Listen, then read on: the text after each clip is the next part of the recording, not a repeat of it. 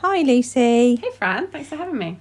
Thank you for coming on. So, I met Lucy. When would it have been that I first met you? A year, 18 months ago, maybe? Yeah, about a year, 18 months ago. As one of Lucy's children came and did drawing and talking. Well, I went to your house, didn't I? To do drawing and talking with one of your children.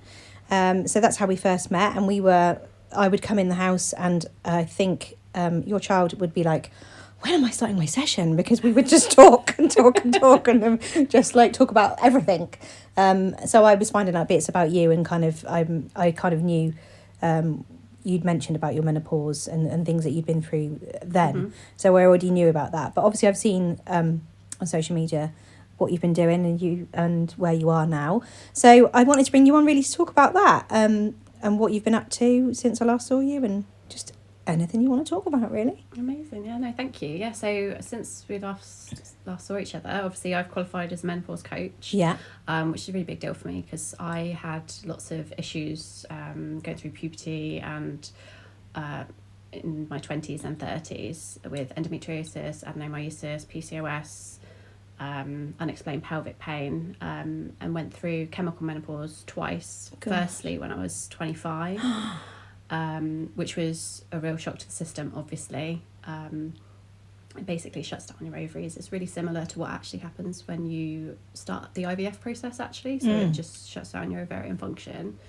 And that was to try and figure out, basically, if menopause would either reset my symptoms for endometriosis, adenomyosis, etc. And sometimes that works, sometimes it doesn't. It didn't for me. But the chemical menopause did stop my symptoms. So I had like relief from the symptoms. But it's a drug that I was on. It's only licensed for about a year. Then you need to kind of either use it off license or come off of it. I think I used it for a while, but had to come off of it eventually. And then ended up going back on it because it was the only thing that was kind of working. Yeah. So I had another chemical menopause. And then got to a point where it was basically you need to make a decision about whether or not when you're going to have a hysterectomy. It was you need to have one. What you're going to do, and then had my daughter and then had a hysterectomy very quickly afterwards. But I was young and no one really knew none of my friends knew what menopause was. No, they didn't understand the symptoms, and even older women in my life at the time that had gone through menopause didn't talk about it, or they didn't understand it, or I'd reach out to menopause groups in the local area and said, I'd really like to come along, and they were really welcoming, apart from the fact that I had young children and I then couldn't go because they wouldn't allow young children in the groups. Oh, okay. Which was really upsetting, actually, and I laugh about it now, but actually when you're really vulnerable and you need support and you've reached out for support and you've not got it, it can be kind of soul destroying. So one of the reasons I wanted to do this menopause coach training was to just make sure that no one has that experience, so no one has to go through it alone and no one feels isolated by their circumstance. I was a single mum, I had kids, worked full time, like that, I needed help. And I didn't get it, so I wanted to make sure that doesn't happen for other people. Yeah, absolutely.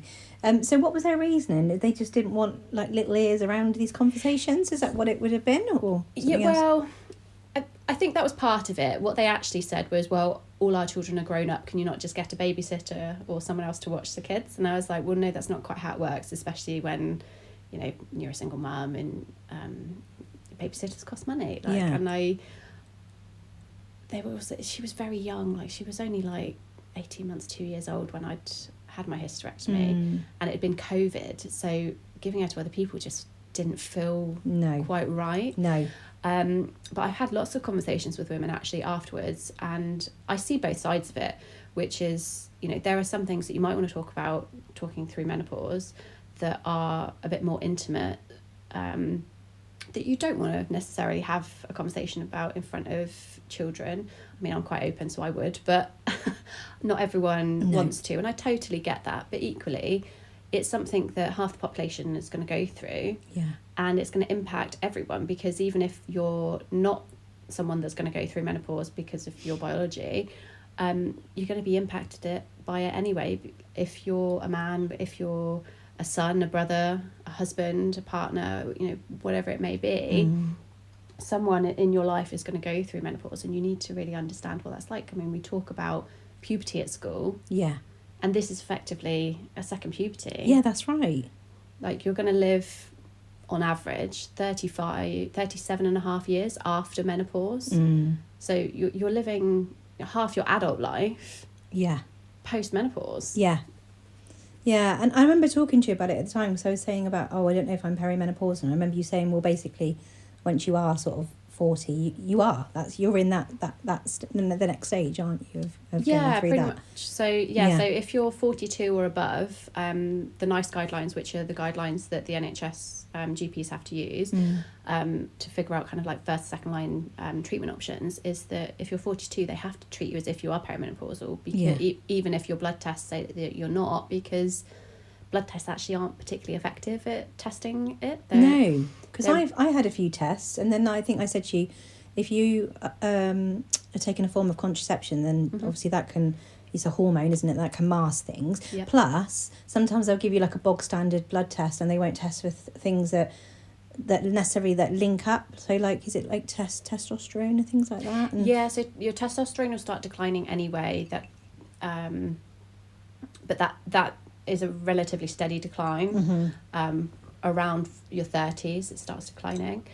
The ones that they normally would test for is your estrogen and your free estrogen, your estradiol. But even that, if you're perimenopausal, your estrogen doesn't just decline, it's like a roller coaster. It goes peaks and troughs, so it's not something that you can effectively test until you're postmenopausal, really, unless you're particularly young for perimenopause. So if you were under 30, for example, there are tests that they would do, but they would rule other things out first, because it's not common. It does happen, but it's not as common. So normally what they're doing when they do the blood test is actually trying to rule other things out. They're not actually testing to see if you're perimenopausal or menopausal. And I think a lot of people get that confused, because they think, oh, but I need a blood test, because we're so used to it, right? Like when we get other things diagnosed, we're so used to there being a test, whether that's a blood test or a scan or whatever it may be, that says that's what you have. That's not how perimenopause is diagnosed. It's diagnosed through symptoms, and there's just so many. It can be really hard to figure out. I remember you saying to me when we had the same day we had this conversation, it's like sort of 70, 80 different symptoms, and then people might have that, and it might peak and then die off again, die off again. And then sometimes maybe that's why people aren't going to get support, because going to see the GP, because it's like, oh, I'm fine now, that's gone away. And I find that with like night sweats. I'll have like a night sweat and it's horrific, and then I don't get another one for a week or a month. It's just, it's not a consistent thing. And then when things aren't consistent, people then don't go and maybe seek the support. And I suppose it depends on what your symptoms are as well. So if you've got like high anxiety, that might be more of a trigger for somebody to go and get support. Whereas at the moment, like night sweats, I can sort of deal with that because it's few and far between. But I suppose it depends on what the symptom is and it's presenting itself, and how regularly that can occur. So absolutely, and everyone's different. So everyone experiences it differently. You're talking about night sweats versus anxiety, and then you've got the added complication of, but they could be something else. So anxiety could just be anxiety. It could be stress.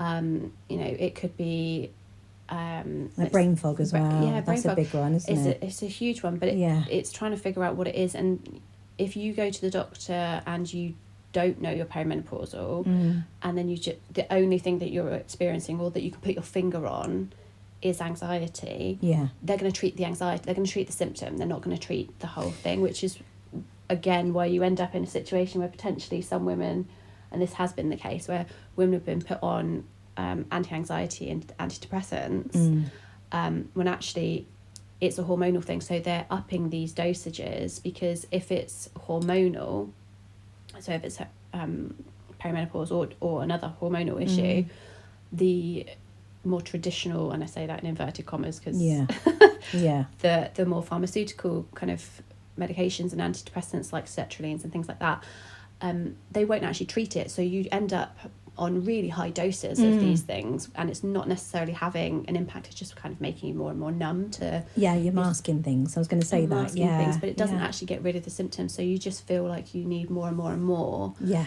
And then, you know, you have to wean yourself off of that, and it could have been, you know, masking potentially other things. Yeah. So it can be really, really difficult, especially because a lot of women, when they start going through kind of perimenopause, menopause, and I didn't have this because I knew what was happening because, you know, it was medical. But when they're going through perimenopause, before they even know, a lot of the time, and the women that I speak to, they're saying, you know, I just don't feel like me. They can't put their finger on it. There's no, like, one big thing, and why would there be? There's hundreds of menopausal symptoms. You know, the NHS says there's about 34, but if you actually look into it, there's more like 100, especially in like more recent studies. Yeah, it's crazy, isn't it? But yeah, and also you're scary as well, like you say, so you can't put your finger on something, but you just don't feel like you're yourself. And I think I was saying to you about, like, my other one was like hair loss, and then what I've just talked to you about before we started the podcast, about then throwing everything at it, like taking more supplements and getting hair growth shampoo and taking collagen, and it's like, oh, okay, my hair's started to grow back now, and that's great, but what was that? Was it one thing? Is it a combination? What, you know, it's all a bit confusing, isn't it, the whole thing? But for you then, is that with everything that happened to you, did you then, like, because you weren't getting the support and you sort of reached out, did you then turn to like the internet and forums and things like that to try and find people that maybe that this was happening to at, you know, similar age? And what did you do? So I kind of turned to the internet and Dr. Google. And I actually have a very supportive network anyway. They may not have understood it at the time, but the more I spoke about it and the more I did my research and the more I was making it just part of our everyday interactions, people kind of came into it a little bit more, and they were a little bit more aware. And not now, but when I worked at Nationwide, there's a big group of women that have had hysterectomies there as well. Right. And the guy that did mine, the consultant that did my hysterectomy, he's quite well known where we are in doing that. So it's quite easy to find and reach out to people that have had similar situations. And I did share things on my private social media, so friends only. I wasn't ready to share that with the world yet, but I found out that, you know, there were other people that in my wider circle, not necessarily my immediate circle, that had had similar experiences or had them for different reasons. So, you know, I've had friends that have had chemical menopauses due to cancer treatments, and I've had friends who have had hysterectomies for similar reasons and not so similar reasons. So that really helped. But also, I know it sounds really strange, but like even talking to like people that were older. So my mum's best friend, she was always called my aunt, even though she wasn't my aunt. And she ended up talking to my mum about some of the menopausal symptoms that she was experiencing and that my mum hadn't experienced, because they were very different. They had very different experiences.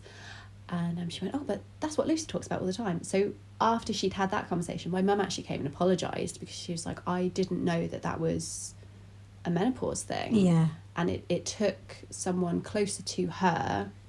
Yeah. Not that we don't have a relationship. No, but just to see it in a different way. Yeah. To see it in a different way. It's like different conversations coming from somebody else. And I think that that's really important, that you know, thinking about your family history is important. But, you know, as I said, like, so my experience is very different to my mother's. Maybe I would have had a different experience had I gone through menopause naturally. But because I went through it chemically and surgically, you end up having this kind of cliff's edge where it's just a sudden point, whereas, you know, if you go through it naturally, it tends to be a bit more of a roller coaster, like you were talking about. You know, sometimes you have the symptoms and sometimes you don't, and it can be really hard to navigate that. And, you know, I've not done that I've not done that myself, but I really kind of admire everyone that does do it naturally, because I had that clear cut of, I know what this is. And then, you know, if you're going through it naturally, you just don't. So that was going to be one of my questions, really, things being hereditary. So sometimes it can be, can't it? But in your case, obviously, your mum had a different experience. So, but it just make you wonder, kind of, in your history of in the women in your family, whether there was anything, you know, but then you wouldn't know because people didn't talk like we do now. And that's the thing, and it's so weird to think about that. And you know, if you look at the research, there's apparently 20% of women that go through menopause with no symptoms whatsoever. Yeah, my mum sailed through hers. Yeah. So and I'm sort of clinging on to that. Cling on to it. See what happens. But this is the thing, like you just don't know. And also one of the things that I'd be really intrigued to see what happens over the next kind of like 10, 20, 30 years is actually, is it that they have no symptoms, or are they just not attributing it to menopause? Yeah. Because you've got things like, are you working? Do you have a family? Like, are you running around after lifestyle? Are you running around after kids? Yeah. Are you an executive or, you know, really high profile career? Do you have a support network? Like, and, you know, are you exercising? Are you eating well? Are you moving your body? Are you staying hydrated? Are you, clearing your own environment? Are you making sure that, you're making time for you and doing the things that you love and enjoy? Or are you kind of being that people pleaser that does everything for everyone? Because, when you start going through, anyone that's got like anxiety when they go through menopause, they kind of go inwards and into themselves. But then some people just go, I don't care anymore. I don't care if this makes you uncomfortable. I don't care if you don't like it. I don't care if you want me to do that. I'm not going to do it. I'm going to really focus on me. And so there's this real mix of what happens. That's interesting, isn't it? So going on to what you're doing, so you've qualified as a menopause coach. So is that kind of the questions that you would sit and ask? How does it all work? Like, how do you ask all these type of questions, and what do you do? So I have an intake form which basically asks the question around, do you know if you're perimenopausal or menopausal? Yeah. And if you do, like, how do you know? Yeah. So is it symptom based? Are you on medication that's put you in it? Have you had surgery? Like, have you had a hysterectomy and oophorectomy, which is where you have both of your ovaries removed, one or both of your ovaries removed?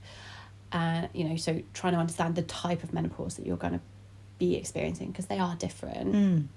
And then kind of how long you've been experiencing it, what symptoms you are experiencing. So I've got a list that's probably closer to 70 than the 34 that the NHS does, but I leave space because actually that's not an exhaustive list.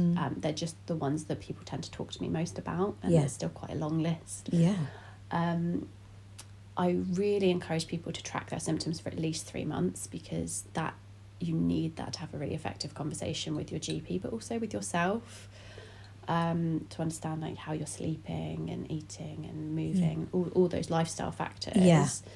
And then also kind of like what you want to get out of it, because different people want to get different things out of it, right? So some women want to understand more about menopause in general. Some people want to be able to move their body more because they're getting aches and pains, and some people want to be able to sleep better because they're having the night sweats, they're having the hot and cold sweats, they're waking up at 2-3 a.m. because there's a cortisol spike and they can't get back to sleep. So it really depends on the person, because like we said, menopause is so different for everybody. It's really understanding what that is. One of the women that I'm coaching through at the moment, she's having some real challenges in her personal relationship, so we're focusing on that and like setting boundaries and really taking care of yourself, but not just kind of saying things, actually having the confidence to act on things once you've done that. Because a lot of women can lose their confidence. What you were talking about, brain fog earlier. If you're used to being able to have confidence to stand up in a room and talk to people, and suddenly you can't remember, I don't know, the word for mug. How's that going to make you feel? How's that going to impact your confidence? And a lot of, it can make you feel like you've got early onset dementia. Which is one of the reasons that doctors test for other things, because they want to rule that out first, obviously.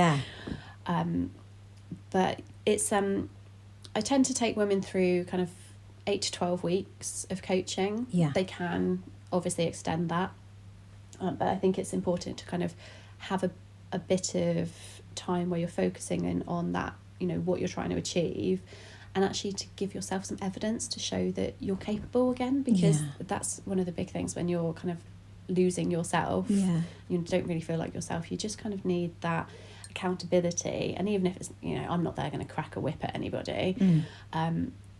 But even if, and we were talking about ADHD before we started talking about the podcast, I've got one woman who is a bit neurodiverse, and actually knowing that I'm going to ask her how her week's been or what she's been doing, what's gone well, things like that, means that she actually sits and writes them all down now. So by the time we have a conversation, she's got this massive list of all these things that she's achieved that week, and she's remembered to write them down. So that's good. So her mindset is shifting as well. So there's a lot around kind of mindset, but depending on who it is, it will change. Yeah.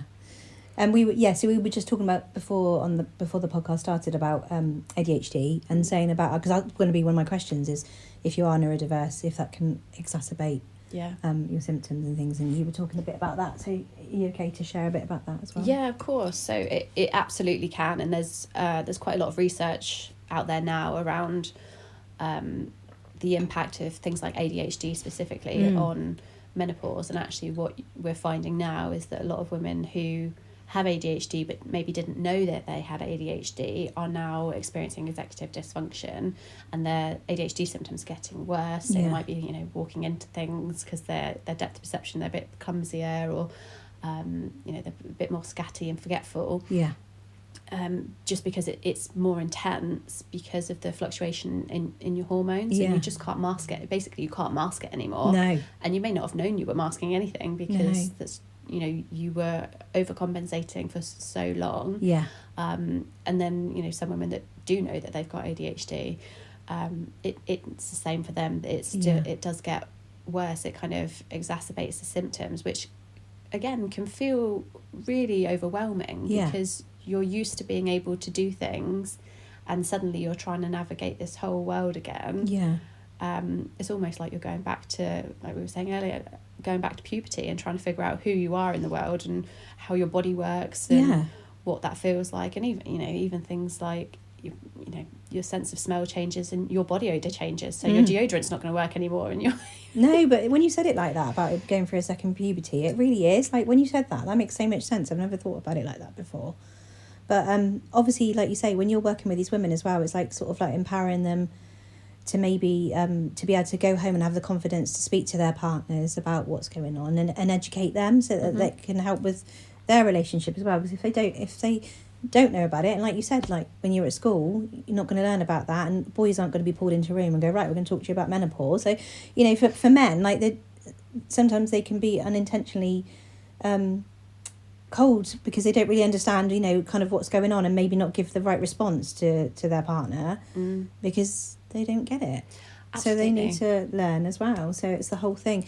Would you look at, I don't know if it's because obviously you're coaching women sort of like on one-to-one, I'm guessing, would you then be able to create, because I'm thinking about you and how you felt and feeling that lost and not having that community necessarily at the start, but would that be something you could do with the women that you're working with, bring them together as some sort of community and have them? Yeah, definitely. So I really want to do that. I want to make sure that there's a community element to it. Because the support shouldn't stop after 8 to 12 weeks. It's going to continue. So perimenopause can last up to 12 years. It might last a year for you, but it depends on the person. And some women stop after menopause, some women don't. But having that community and having someone to go, actually, I'm experiencing this. Has anyone had this? This has happened to me today. Are you?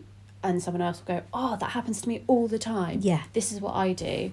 And even information sharing and just saying stuff. It's so helpful, isn't it? It makes you feel so much better if you've got somebody to bounce off of and maybe feels the same.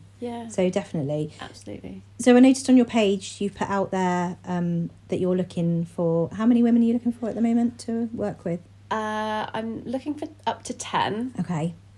So I've got a few, but I've got a few more spaces. And it's for one-to-one coaching at a reduced rate. So I've already been coaching women throughout the course anyway. But there's some tweaks that I want to make based on the experiences that I've had with my life, but also with the women that I've already been coaching.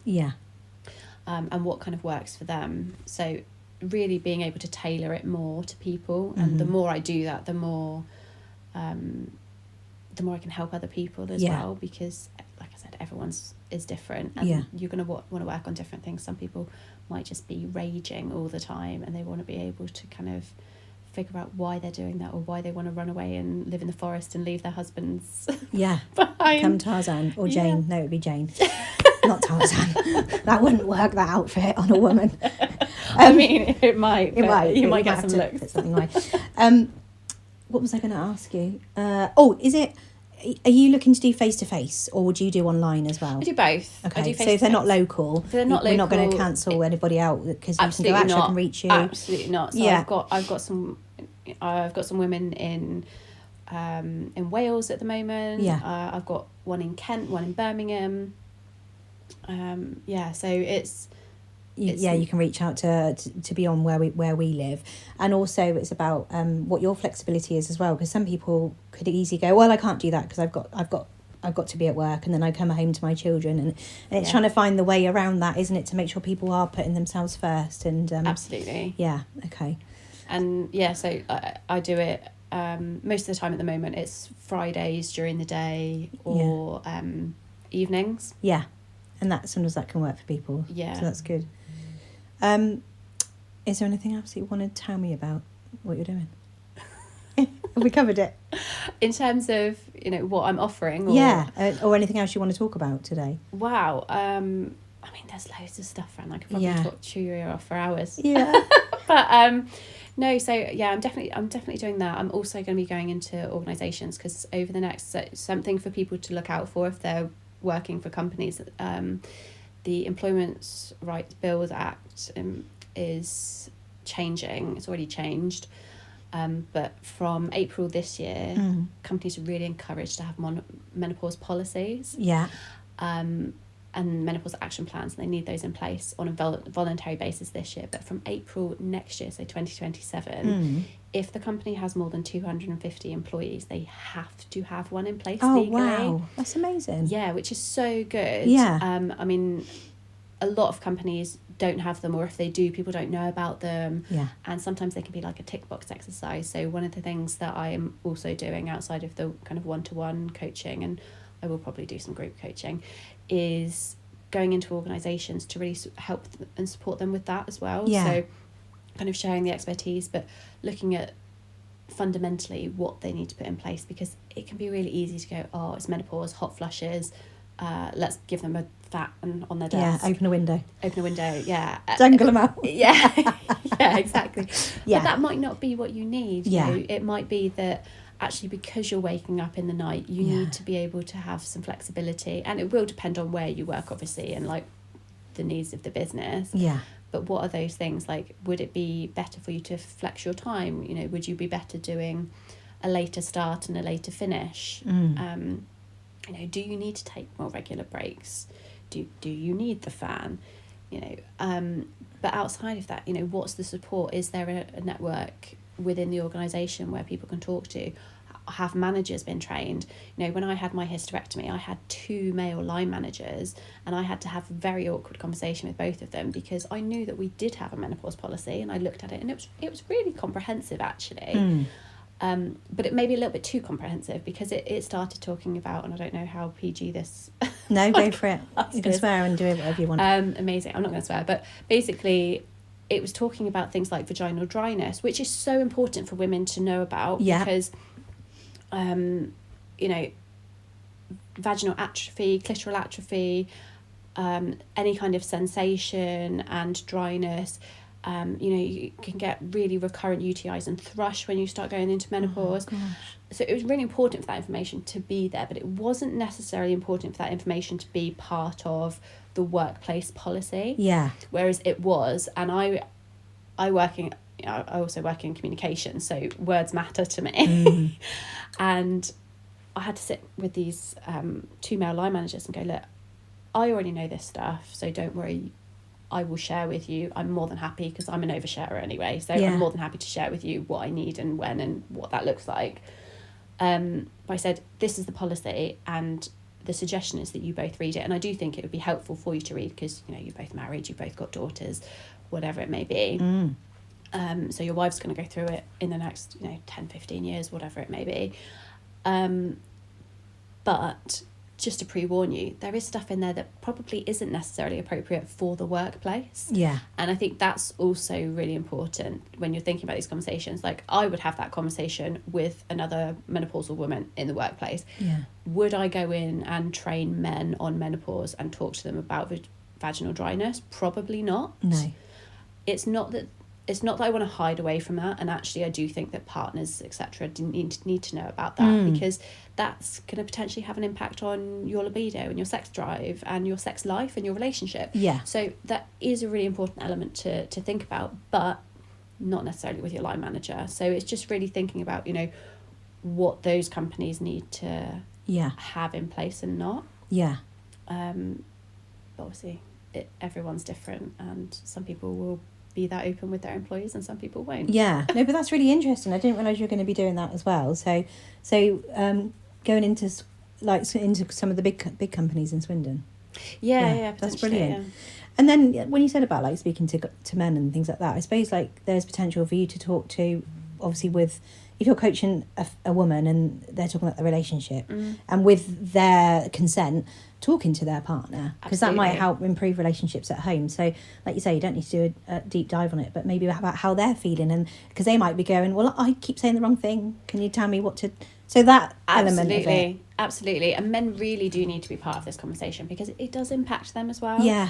And if for example your rage is a big one for me. Yeah. Like I remember very early on, I still had my hormones and I had HRT, and basically the theory is if you're angry all the time, you don't have enough estrogen. If you're crying all the time, you have too much, so you can end up with estrogen dominance. Right. So I was just raging and emotional because my body was fluctuating, trying to figure out what the hell it was doing, and I would just rage at people, and they'd be like, what is going on? I was like, it's the menopause, it's my hormones. And it's really hard because it feels like an out-of-body experience. Like it's almost like you're watching yourself rage at somebody. Yeah, you're like, stop and that. You're like, and you're telling yourself in your head, stop, what are you doing? Why are you still talking? But you can't. And you just can't do it. And it sounds like an excuse, but it's not. No. It's like menopause nurse that I talk to all the time. She's fabulous. She'd be like, it's like the red mist. I'm like, it is exactly like that. And you just can't get away from it. But having someone, being on the receiving end of that is going to be awful. And quite scary. And quite scary, whether it's a partner or a child, obviously you don't want to do it with your children, but you shouldn't be doing it with your partner. But it happens, and being able to explain to them, it's not about you. It's nothing to do with you. Yeah. That's what's going on in my body. I keep seeing these things about rage rooms, people who go smash things out. I think that would be a great one for menopause. Why don't they advertise that to women over like 40 and go, do you want to come to our rage rooms? And we just go literally nuts. Maybe I should do that. Maybe I should just like rent out a rage room once a month. Rather than smash your own house out, smash out this room. Here's the menopausal women rage room. Like, let's go. Yeah. I think the Greeks have got it right, smashing plates. And we're like, smash everything in my kitchen and go, I've got to go to Dunelm now. They do that to celebrate, don't they? Yeah, they do. It's very different to what I'm thinking. But I think there's definitely scope to include men. We should absolutely be including men in this conversation. Yeah, of course, because they don't get it. Like they didn't at school. They weren't pulled aside and talked to about periods. So we had a boy at school, in secondary school, and he's like, "What do you do then? Just sit on the toilet and do a period?" And we're like, "Oh, I wish." Can you imagine? That would be so much easier. And off we go. So, that was a genuine question. We did laugh, but it was a genuine question from him. Seems like, I don't know. Can you tell me? No. Yeah, cool. Okay, we'll laugh, but then, we will tell you, explain it to you. Because he didn't know. No, and he's leading with curiosity. Like, he's genuinely asking the question. Yeah. Like, if someone's taking the mick, like, that's different. Yeah. But if they're genuinely asking, I think absolutely have that conversation. I think he said that in, like, year 8, and he would have, like, probably been thinking about that since year 6.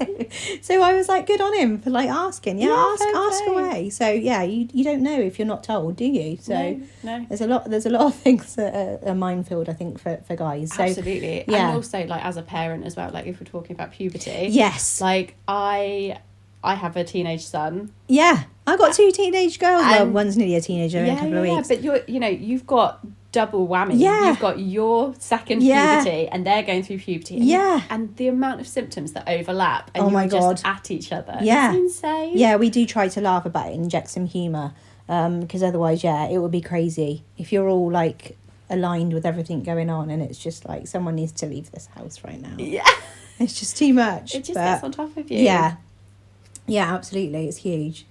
But yeah, no, there's a lot of scope there with everything you're talking about, because I saw on your Facebook that you're looking for more women, and I was like, right, okay, there's that.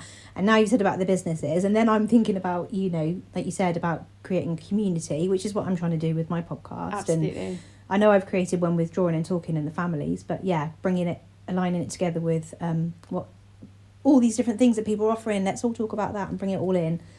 And then the guys. So I think there's so much scope there for you. It's going to be absolutely brilliant.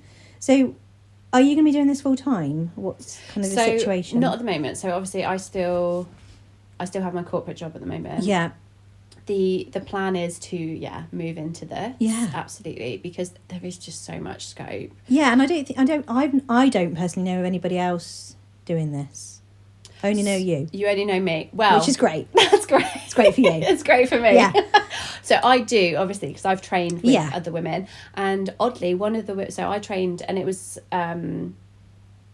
global. So one of the women that I connected with, she's in Israel, one's in Switzerland, one's in South Africa. There's some in the States. There's some in Asia. Like, they're everywhere. Yeah.